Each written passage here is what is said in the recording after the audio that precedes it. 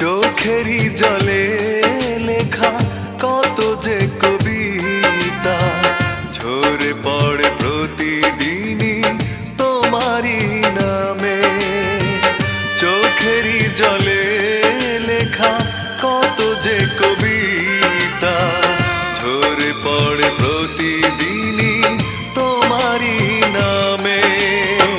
যেদিন চোখের জল শুকিয়ে যাবে মনে রেখো সেদিন আমার মরণ হবে।